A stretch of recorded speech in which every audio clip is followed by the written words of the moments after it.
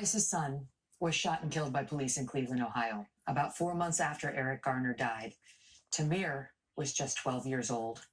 Here is a look at what happened. Please be warned, the video you're about to see you may find disturbing. Tamir Rice was just 12 years old when he was shot and killed by police. There was a guy there with a pistol, saw his face, he's like pointing at everybody. On November 22nd, 2014, someone called 911 to report what they thought could be a person with a gun. Saw his face, what? Scared me. 2 Cleveland police officers responded to the scene. Probably a juvenile, But when they did, they lacked crucial information. According to several reports, the 911 dispatcher failed to tell the responding officers all of what the caller had shared. The gun could be a fake. The person could be a minor. And the situation turned deadly. Watch. A police car pulls up to the scene. At around 3:30 p.m., within seconds of arriving, rookie officer Timothy Lohman takes out his gun and shoots Tamir Rice. This is an obvious tragic event.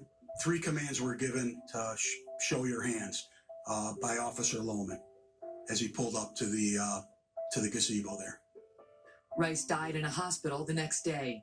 The family responded hours after police released the surveillance video. We have seen the video that shows our son Tamir being shot and killed by a police officer.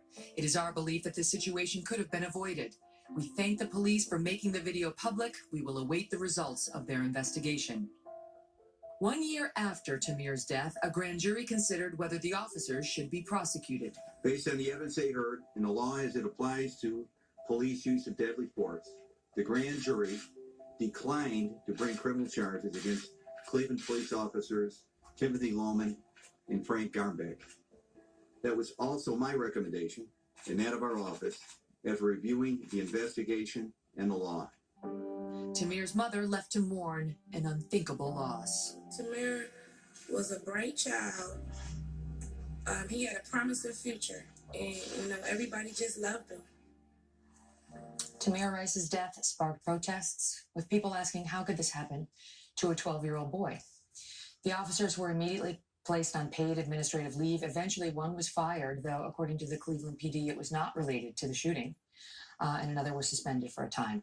We're joined now by Samaria Rice, Tamir's mom. Samaria, I should mention that your son's story is not part of the documentary, but you and Gwen have become good friends and agreed to be here to speak about your case today. Can I just ask you, because we have seen that video before, we've seen the video of Eric and I Can't Breathe. You're their moms. What is it like for you to sit here and take that in? Well, Kelly, it's horrific to see that. That's like the last video image that I have of my son. So for me to have to see that, it's just heartbreaking. Mm-hmm.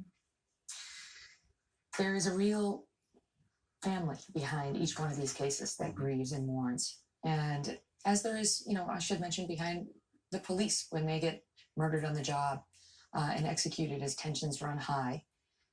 Your son was out with a toy gun, right? It was Yes. a toy gun. Yes. What do we know what he was doing with that? What was behind that whole thing? Well, a friend of his, I gave it to him to play with.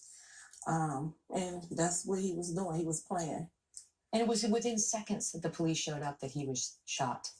Yes, seconds. I don't believe that they said, "Show me your hands" 3 times. They couldn't have possibly said it because the car was still rolling when he jumped out and shot my son.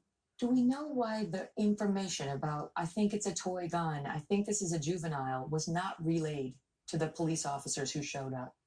It was a breakdown between the dispatch and the 911. That's what I do believe, and I'm not sure why. What do you think, having lived this, what do you think is the way forward? As far as The police and these officer-involved shooting incidents with African-American men. well, we definitely need to continue to have the conversation. Hopefully, we can have some type of healing, some type of accountability. I must say a compliment to both of you because you've been so lovely in your messaging, even after the loss of your children, and just classy in the way that you have responded. That just that statement.